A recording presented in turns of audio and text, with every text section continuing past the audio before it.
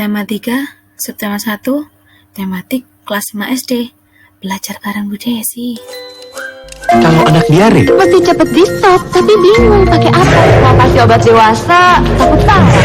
Ada nggak sih yang aman buat diare anak? baru Entrostop Anak, obat diare anak pertama di Indonesia. Dengan kandungan herbal dan rasa yang disukai anak, ekspres keluarkan, bereskan mulusnya, dan stop diarenya. Dengan Entrostop Anak, kami nggak pelit lagi. Entrostop Anak, ekspres bereskan diare anak. Nah, gimana? Dari contoh iklan sebelumnya, kalian sudah menjawab beberapa pertanyaan di sampingnya belum? Gimana? Mudah bukan? Oke, kita lanjutkan ya. Dari iklan tersebut, mari kita analisa mengenai unsur-unsurnya. Namun sebelum itu, kita cari tahu dulu ya, bagaimana sih unsur-unsur iklan itu? Nah, iklan adalah segala bentuk pesan, promosi produk atau jasa yang disampaikan melalui media tertentu. Unsur-unsur iklan ada yang pertama, nama produk, gambar produk, kalimat persuasif, yaitu kalimat yang mempengaruhi, kemudian kalimat deskriptif yang mendeskripsikan tentang produk tersebut, kemudian keunggulan mengenai produk. Iklan dibagi menjadi dua. Yang pertama, iklan media cetak, di mana iklan tersebut dicetak pada selebaran-selebaran seperti koran, seperti majalah, seperti juga dicetak pada tabloid. Sedangkan iklan media elektronik adalah iklan yang ditampilkan di televisi, kemudian di YouTube, di media-media lain yang berupa media elektronik. Ciri-ciri iklan yang baik, yang pertama yaitu 1. Persuasif. Persuasif yaitu mempengaruhi pembaca untuk ikut suka dengan iklan tersebut. Yang kedua itu informatif, memberikan informasi-informasi terkait apa yang diiklankan.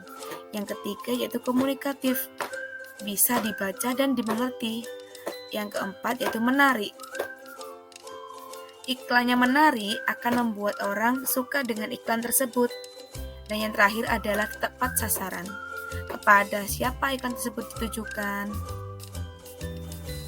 Oke teman-teman, dari iklan tersebut tadi yang telah kita bahas, kita menuju ke sistem pencernaan manusia.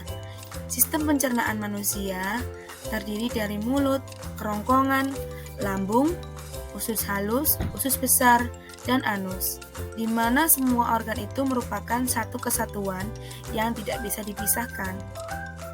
Fungsi utama dari sistem pencernaan yaitu sebagai pencerna nutrisi tubuh. Jadi, apa yang kita makan kemudian diproses oleh tubuh kita dan dikeluarkan sisa-sisa makanannya melalui anus. Fungsi organ pencernaan pada manusia. Yang pertama yaitu organ mulut. Fungsi utama mulut adalah untuk menghancurkan makanan sehingga ukurannya cukup lebih kecil untuk dapat ditelan ke dalam perut. Dalam proses penghancuran ini, di dalam mulut dibantu oleh gigi dan juga lidah. Kemudian, makanan yang kita makan masuk ke dalam kerongkongan. Kerongkongan bisa melakukan gerakan meremas-remas makanan. Kemudian, makanan tersebut terdorong dan masuk ke dalam lambung. Kemudian yang ketiga yaitu lambung. Pada bagian lambung, makanan yang masuk mengalami proses pencernaan yang dimana dinding lambung yang penuh dengan otot-otot akan berkontraksi dan mengaduk-aduk makanan tersebut. Oke, kita lanjutkan ya. Fungsi organ pada manusia selanjutnya. Setelah makanan masuk ke kerongkongan, kemudian makanan masuk ke usus halus. Di bagian usus halus terdiri dari 3 bagian.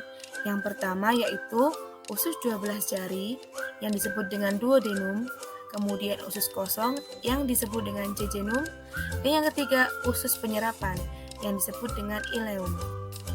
Usus halus ini sangat panjang loh. Dari usus halus kita menuju ke usus besar. Usus besar memiliki fungsi utama yaitu untuk mengatur kadar air dalam sisa pencernaan.